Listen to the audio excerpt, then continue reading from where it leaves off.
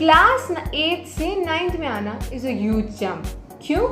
क्योंकि एक तो 9th में सिलेबस बढ़ जाता है, सब्जेक्ट्स डिफ़िकल्ट हो जाते हैं और अब 9th क्लास में बुक के पीछे के क्वेश्चंस नहीं आते, बुक के अंदर में से क्वेश्चंस पूछे जाते हैं। तो अब हम क्या करें, कैसे पढ़ाई करें?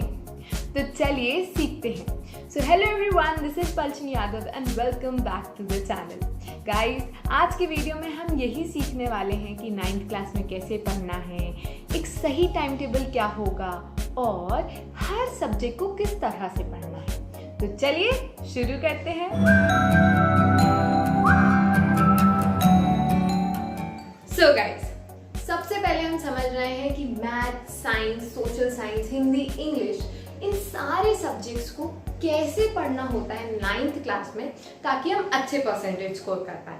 तो चलिए देखते हैं। गाइस, सबसे पहले बात करते हैं मैथ्स की। देखो, अगर आपको ऐसा लगता है कि आप सिर्फ एनसीईआरटी पूरी अच्छे से कर लोगे तो आपके अच्छे मार्क्स आ जाएंगे, देन यू आर रॉन्ग। सिर्फ क्लास 9th में एनसीईआरटी करने से कुछ नहीं होगा। आप पास हो सकते हैं लेकिन उससे ज्यादा नहीं हो पाएगा। इसलिए मैथ्स को अगर आपको बहुत अच्छे से पढ़ना है तो आपको एक रेफरेंस बुक लेनी ही पड़ेगी जो कि बहुत अच्छी हो। जैसे हमारे टाइम पे जब मैं 9th में थी तो हमारे पास आर.डी. शर्मा बहुत अच्छी रेफरेंस बुक थी। उसमें एनसीईआरटी क्वेश्चंस थे, पिछले साल जो एग्जाम्स में क्वेश्चंस आए थे वो थे, फिर उसमें एक्स्ट्रा क्वेश्चंस भी थे और एनसीईआरटी पूरी कवर थी। तो हमने सिर्फ आर.डी. शर्मा ही पूरे साल बहुत अच्छे से कर ली थी, तो अच्छे से पेपर भी अच्छा आया था, उस हिसाब से आया था और बन भी गया था।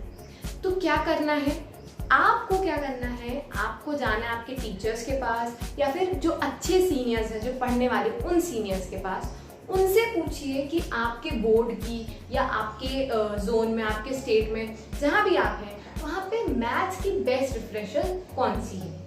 जो भी बेस्ट रिफ्रेशर है उसे लीजिए, ठीक है, और फिर उसे ही अच्छे से पूरी तरीके से कंप्लीट कर लीजिए। अगर आप मैथ्स में एक अच्छी रिफ्रेशर को पूरी तरह से कंप्लीट कर लेते हो तो बस उतना काफ़ी है, ठीक है। तो आपको ये करना है। अब क्या चीज़ें हैं जो आपको मैथ्स में नहीं करनी है। सबसे पहले आप जो भी रिफ्रेशर पता करें, बेस्ट पता करें, एक ही पता करें। बहुत सारी रिफ्रेशर्स आप नहीं लेंगे, उससे आप पे एक्स्ट्रा बर्डन होगा, फालतू पैसे खर्च हो जाएंगे और आप वो बुक्स टच भी नहीं करने वाले। प्लीज ये बात समझिए, बहुत सारी बुक होंगी, आप उसमें से एक भी नहीं कर पाओगे। एक ही होगी, अच्छी होगी, वो पूरी हो जाएगी, ठीक। अब डू नॉट लर्न मैथ्स। क्या होता था जब हम क्लास 8th में थे, 8th में क्या था, आपने चैप्टर समझाओ नहीं समझाओ, बुक के पीछे के क्वेश्चंस बनने चाहिए। और अगर एक्सरसाइज के क्वेश्चंस बनते हैं तो फिर एग्जाम में वही आएंगे, आप पास हो जाओगे। कभी कभी हमें बनते नहीं भी थे तो हम याद कर लेते थे, तो एग्जाम में आता था तो रटा रटाया लिख देते थे, वहां ये चल जाता था। क्लास 9th में ऐसा नहीं चलेगा। क्यों? क्योंकि देखो, जो क्लास 9th का मैथ होता है, जैसे मान लो इसमें मिडिल टर्म स्प्लिट है, मिडिल टर्म स्प्लिट, तो ये जो चीज है मिडिल टर्म स्प्लिट, ये आपको समझनी पड़ेगी। बुक में कोई सवाल दिया है, एग्जाम में कोई और आ सकता है, ठीक है। और ये मिडिल टर्म स्प्लिट अगर आपने 9th में नहीं समझा तो 10th में भी मिडिल टर्म स्प्लिट बहुत सवालों में लगेगा, ठीक है। और फिर छोटा सा मिडिल टर्म स्प्लिट करना होगा, बड़ा सा आगे की चीजें भी करनी होगी, तो तब आप वहां जाके फिर से फंस जाओगे, है ना। तो 9th में भी नहीं बनेगा, 10th भी बिगड़ जाएगी। इसलिए मैथ्स को करने का सही तरीका है कि सवाल को कैसे करना उसे समझिए कि इस सवाल को कैसे किया जाता है। आप रटिए मत मैथ्स को, वरना आपकी 9th भी बिगड़ेगी, 10th भी बिगड़ेगी, ठीक है। फिर तीसरी चीज जो आपको करनी है वो ये है कि देखिए 9th थोड़ी टफ है, अभी अभी आप 8th से आए हैं, बहुत बार ऐसा होगा कि मैथ्स में चीजें नहीं बनेंगी।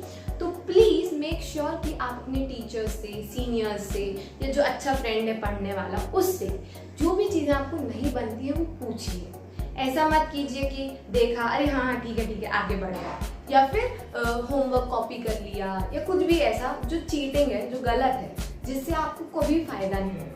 तो प्लीज ना कॉपी करना और ना ही डर गए हो, नहीं बन रहा है या किसी भी कारणवश आप पूछ लो, डाउट क्लियर। ठीक, तो ये हो गई मैथ्स की बात। अब बात करते हैं साइंस की। देखो साइंस, अब आपका साइंस नहीं रहा, वो 3 सब्जेक्ट्स हो गए हैं। कौन कौन से? Bio, physics and chemistry. सबसे पहले करते हैं बात बायो की। बायो एक बहुत आसान सब्जेक्ट है, इसे याद करना ही होता है। क्या करना है आपको बायो में? बायो में आपको डायग्राम्स अच्छे से प्रैक्टिस कर लेने हैं एनसीईआरटी के पूरे, क्योंकि बहुत से डायग्राम जो भी एनसीईआरटी में आप पूछे जाते हैं, make this diagram for 5 marks 3 marks आएगा, ठीक है। तो बायो को सबसे पहले तो डायग्राम पूरे बुक के कर लो। दूसरी बात, टॉपर्स के नोट्स अरेंज करो, ठीक है, और उन्हें याद करो। या तो आपको नोट्स, अगर आप कोचिंग जाते हो तो वो लोग देते होंगे, तो वो नोट्स से पढ़ो, उन्हें याद करो, या फिर आपके टॉपर्स के नोट्स अरेंज कर लो, उनसे पढ़ो, उन्हें याद कर लो, या स्कूल में जो मैम ने नोट्स दिए हैं वो भी बहुत हेल्पफुल हो जाते हैं, क्योंकि bio is all about learning, तो आपको अच्छे से लर्न करना है, ठीक है। अब बात करते हैं फिजिक्स और केमिस्ट्री की। कोई भी अगर ऐसा इंसान है जो ये सोचता है कि फिजिक्स केमिस्ट्री याद करके चले जाएंगे तो हो जाएगा, तो आप गलत हो।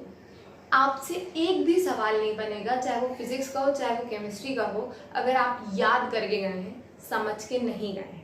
क्योंकि जो फिजिक्स और केमिस्ट्री है वो समझने वाली चीज़ें हैं, ठीक है। आपको चैप्टर समझने पड़ेंगे, फिर जब छोटी छोटी चीज़ें आपको समझ में आएंगी तब आपको सवाल बनेंगे, अच्छा इसमें ऐसे करते हैं, ऐसे करते हैं, ठीक है। आप ऐसे नहीं कर सकते कि रट लिया, इसमें रटने का कुछ नहीं है, ठीक है। अगर वो आपको पूछेंगे कि H2SO4 का मोलर मास निकालो, तो मोलर मास का फॉर्मूला आना चाहिए, फिर ये 2 ये 4 का क्या मतलब है वो पता होना चाहिए। आप कुछ भी नहीं कर सकते, ये आप रट के नहीं जा सकते। अगर बुक में H2SO4 दिया है तो वहाँ HNO3 आ जाएगा, तो आपको क्या है, आपको समझना होगा कि फॉर्मूला क्या है, लगाते कैसे हैं, फिर कोई भी चीज़ आ जाए, कोई भी सवाल वो पूछ लें, आपसे बन जाएगा। तो आपको क्या करना है, चैप्टर्स को समझना है। अब चैप्टर्स कहाँ से समझें? या तो आप कोचिंग जाते होंगे तो वहाँ से अच्छे से समझो, स्कूल में है तो वहाँ से समझो, और अगर नहीं समझ में आ रहा है तो मेरे चैनल पे फिजिक्स और केमिस्ट्री क्लास 9 के ऑलमोस्ट सारे चैप्टर्स डले हुए हैं। ऊपर मैं लिंक भी दे दूंगी और नीचे डिस्क्रिप्शन में भी लिंक दे दूंगी फिजिक्स केमिस्ट्री के चैप्टर्स का। तो आप अगर अदर सोर्सेज नहीं है तो मेरे चैनल से ही इन दोनों चीज़ों के चैप्टर्स को समझिए, और फिर आपको क्या करना है, चैप्टर समझने के बाद आपको करने हैं ढेर सारे सवाल। अब सवाल कहाँ से करोगे? अगर सवाल सबसे पहले तो आप मांग कर लो एनसीईआरटी के पूरे करना है। क्यों? क्योंकि साइंस में क्या होता है, जो एग्जाम्पलर्स हैं एनसीईआरटी के और जो पीछे एक्सरसाइज में क्वेश्चंस दिए हैं एनसीईआरटी के, साइंस पेपर में बहुत बार एनसीईआरटी के ही क्वेश्चंस आते हैं। तो एनसीईआरटी साइंस में बेहद इंपॉर्टेंट है, तो एनसीईआरटी के क्वेश्चंस जरूर कीजिए, ठीक। उसके बाद और क्वेश्चंस प्रैक्टिस करने हैं तो या तो आपकी कोचिंग वाले जो क्वेश्चंस देते हैं वो कर लें, या फिर आपके पास कोई रेफरेंस बुक हो तो उसके सवाल कर लीजिए। और अगर कुछ समझ नहीं आ रहा है तो पिछले साल के पेपर उठाइए और उनके सवाल अच्छे से कर लीजिए। अगर आप किसी भी सब्जेक्ट को पढ़ रहे हैं और पढ़ते पढ़ते पिछले साल के पेपर्स प्रैक्टिस कर रहे हैं तो आप 30-40% ज़्यादा अच्छा करेंगे अपने दोस्तों के मुकाबले। क्यों? क्योंकि पिछले साल के पेपर के हो सकते हैं कुछ क्वेश्चंस रिपीट हो जाएं आपके एग्जाम में, और क्वेश्चंस रिपीट ना भी हो तो उसी तरह के क्वेश्चंस तो ज़रूर आएंगे। इसलिए पिछले साल के पेपर्स हमेशा एग्जाम्स में बहुत हेल्पफुल होते हैं, ठीक। तो ये हो गई साइंस की बात। अब बात करते हैं एसएसटी। देखो एसएसटी भी 3 सब्जेक्ट, सिविक्स, ज्योग्राफी, हिस्ट्री, ठीक है। इन तीनों सब्जेक्ट को क्या करना होता है, याद करना होता है। जितना अच्छा आप याद करोगे समझोगे उतना अच्छा एसएसटी का पेपर जाएगा। लेकिन सिर्फ रटोगे ना अगर आप, तो आपसे नहीं बनेगा। कोई भी सवाल आएगा आपको सवाल ही नहीं समझ में आएगा अगर आप रट के चले गए। तो रटना मत, आप क्या करो, आप इन चैप्टर्स को यूट्यूब से समझ लो। देखो कोचिंग तो कोई नहीं जाता सोशल साइंस की, तो आप क्या करो, यूट्यूब पे बहुत सारे ऐसे चैनल्स हैं जहाँ पे पूरी एसएसटी के हर एक चैप्टर को समझाया गया है। तो उन चैनल्स को ढूंढिए और हर चैप्टर्स को वहाँ से समझ लीजिए। जब आपने चैप्टर समझ लिए हैं तो आपको पता है इसकी कहानी क्या है, इसमें हुआ क्या था, फिर सवाल आएंगे तो आपका अगर नहीं भी है याद उसका पूरा रटा रटाया आंसर, तो भी आप अपने वर्ड्स में आंसर लिख पाएंगे। ठीक है, तो ये एडवांटेज है, समझ के जाओगे उसका। फिर बात आती है एक अच्छा आंसर लिखना है हमें, तो उसी पे ज़्यादा मार्क्स मिलते हैं।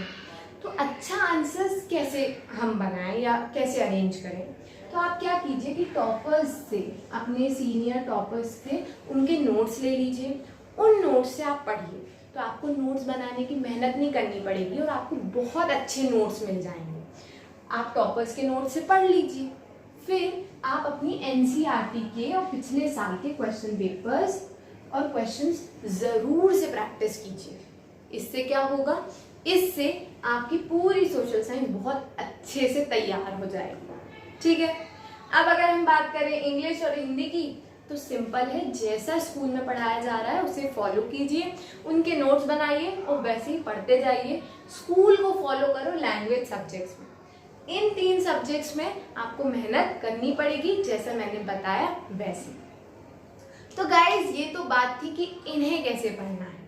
अब हम समझने वाले हैं कि टाइम को कैसे डिवाइड करें, कब किस सब्जेक्ट को पढ़ें, टाइम टेबल कैसे बनाएं क्लास 9 में। तो चलिए देखते हैं। सो गाइज, हमारे पास इतने सारे सब्जेक्ट्स हैं पढ़ने को, तो उन्हें कैसे पढ़ें, किस टाइम पे पढ़ें। स्कूल जाना है, कोचिंग जाना है, कोचिंग से आके थक जाते हैं, फिर क्या करें, खेलना भी है, तो कैसे पढ़ें, किस टाइम पे पढ़ें। इसलिए हम समझ रहे हैं कि हमारा टाइम टेबल कैसा होना चाहिए। देखिए, आप लोगों ने अभी तक ऐसे बहुत से टाइम टेबल बनाए होंगे।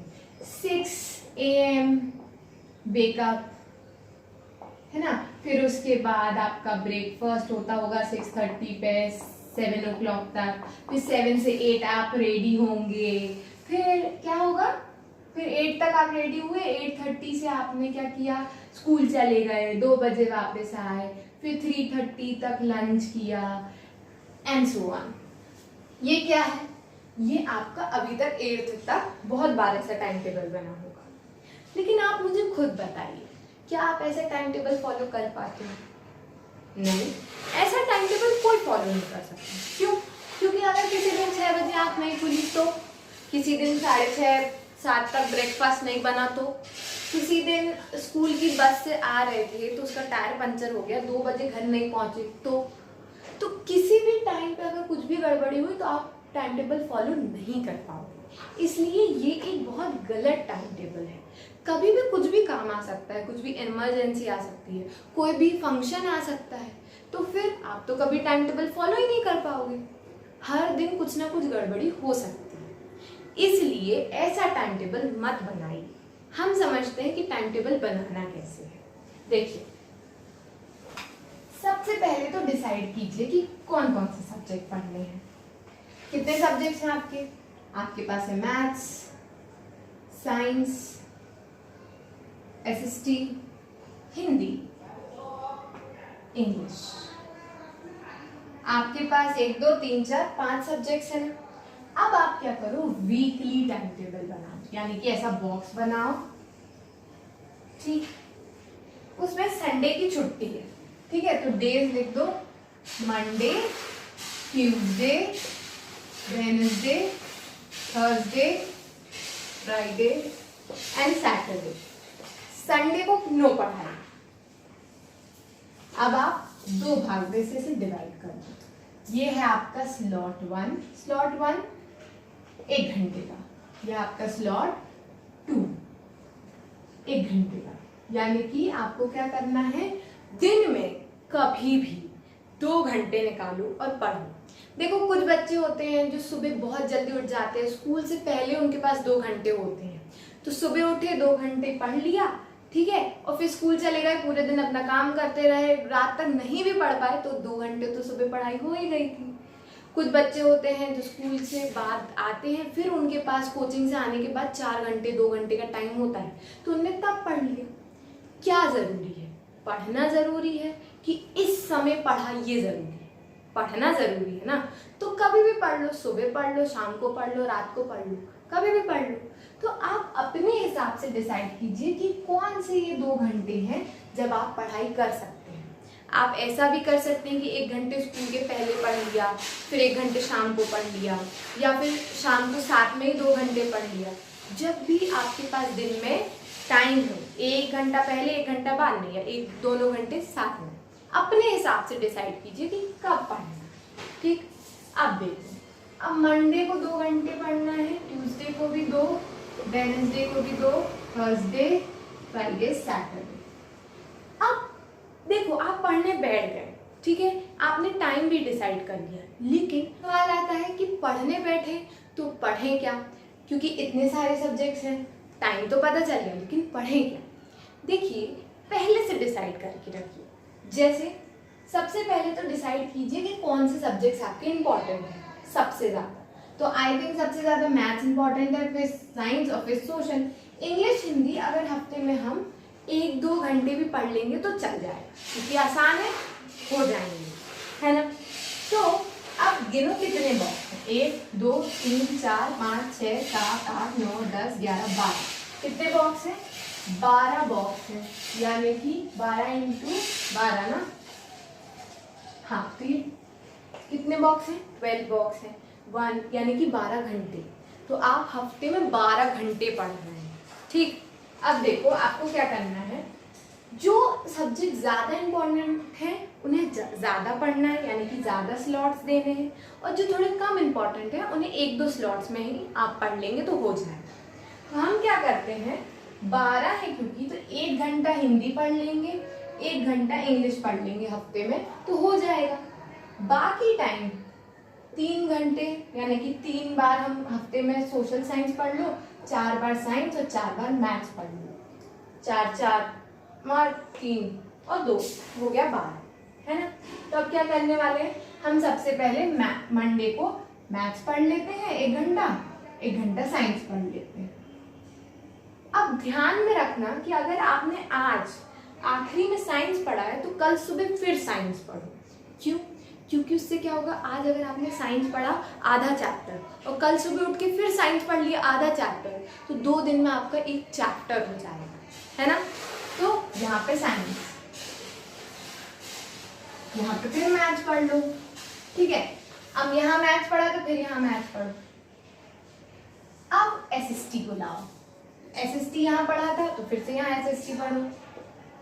अब यहाँ साइंस लाओ, साइंस के कितने हो गए, 1 2 3, यहाँ फिर साइंस पढ़ लो, है ना। अब एसएसटी के 2 हुए हैं, यहाँ एसएसटी 3 कर दो। अब यहाँ मैथ्स कर दो और यहाँ इंग्लिश, 1 2 3 4, 1 2 3 4, 1 2 3 4 4 8 9 10 11 12 13। अरे नहीं, एसएसटी को सिर्फ 2 मिलेंगे, या फिर हम एक काम करते हैं, मैथ्स को 4, इसको 3 और इसको 3 दे देते हैं, ठीक है। एसएसटी के 3 है, साइंस का भी एक 3 कर लो, इस दिन यहाँ हिंदी पढ़ लो, ठीक है। अब आप क्या करो गाइस, आप अपने हिसाब से बांटो कि कब आपको मैथ्स पढ़ना है, किस किस दिन पढ़ना है, किस दिन साइंस पढ़ना है। ये तो एक एग्जाम्पल है, आप टाइम भी डिसाइड करो कि सुबह का 1 घंटा है या शाम का 1 घंटा, यहाँ भी सुबह का है कि शाम का है कि रात का है। अपने हिसाब से टाइम डिसाइड करो, अपने हिसाब से ये बांटो और इसे फॉलो करो। आप देखना ये टाइम टेबल ज़रूर फॉलो हो पाएगा और बहुत सारी पढ़ाई हो जाएगी। अब गाइज ये तो आपको समझ में आ गया कि देखो 2 घंटे पढ़ना है दिन में, सुबह 1 घंटे, शाम को 1 घंटे। आज मंडे है, आज मैथ्स पढ़ना है, ठीक है। अब जब आप पढ़ने बैठो ना मैथ्स, तो सिर्फ मैथ्स की चीज़ें सामने रखना और 5 मिनट एक कॉपी में ध्यान से बना लो कि मैथ्स में कौन सा चैप्टर, किस एक्सरसाइज को और क्या क्या क्वेश्चंस करने हैं। 5 मिनट में ये डिसाइड हो जाएगा कि आज ये वाला चैप्टर, इतने एक्सरसाइज, इतने क्वेश्चन करने हैं 1 घंटे में। पहले डिसाइड करना कि पढ़ना क्या है, मैथ्स के अंदर भी होगा ना चैप्टर्स कौन से पढ़ने, वो डिसाइड करो, फिर पढ़ना।